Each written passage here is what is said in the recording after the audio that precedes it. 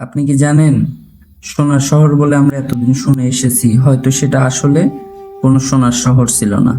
হ্যাঁ, আমি কথা বলতেছি এলডোরাডো নিয়ে, যাকে আমরা হারানো সোনার শহর ভাবি। তার আসল গল্পটা সম্পূর্ণ আলাদা, আর আজ আমরা জানবো সত্যটা আসলে কি। আমি আগের একটি ভিডিওতে বলেছিলাম এলডোরাডো একটি সোনার শহর, কিন্তু ইতিহাস ঘেঁটে দেখা যায় এই ধারণাটা পুরোপুরি সঠিক না। কারণ শুরুতে এলডোরাডো ছিল না কোনো শহর, এটা ছিল একজন মানুষের উপাধি।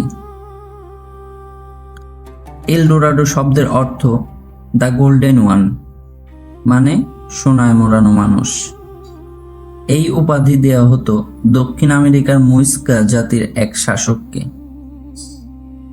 নতুন রাজা সিংহাসনে বসার সময় একটি অদ্ভুত রীতি পালন করত। সে তার শরীরে সোনার গুঁড়া মাখত, তারপর একটি পবিত্র লেকের মাঝে যেত। এই লেকের নাম লেক গুয়াটাভিটা। তারপর সেই পানিতে সোনা ও রত্ন নিক্ষেপ করত। এটাই ছিল এলডোরাডো এর আসল কাহিনী। কিন্তু সমস্যা শুরু হয় এখান থেকেই। যখন স্প্যানিশ অভিযাত্রীরা এই গল্প শোনে, তারা ভাবে এটা শুধু একজন মানুষ না, নিশ্চয়ই কোথাও একটা সোনার শহর আছে।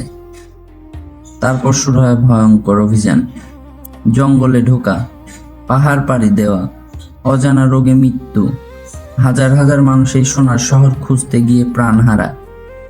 সময় যত যায় গল্পটা তত বদলাতে থাকে। একজন মানুষ থেকে একটা রাজ্য থেকে একটা হারানো সোনার শহর। আর এভাবেই জন্ম নেয় ইতিহাসের সবচেয়ে বড় মিথ্যাগুলোর একটি। আজও অনেক মানুষ বিশ্বাস করে এলডোরাডো কোথাও আছে, কিন্তু সত্যটা হলো এটা ছিল মানুষের লোভ আর কল্পনার সৃষ্টি। একজন মানুষ যাকে আমরা ভুল করে একটি শহরে পরিণত করেছি। তাহলে প্রশ্ন হলো, আমরা ইতিহাস জানি নাকি গল্প শুনে বিশ্বাস করি? অবশ্যই কমেন্ট করে জানাতে ভুলবেন না। আর এমন আরো ইন্টারেস্টিং ভিডিও পেতে চাইলে আমাদের ফলো করতে পারেন।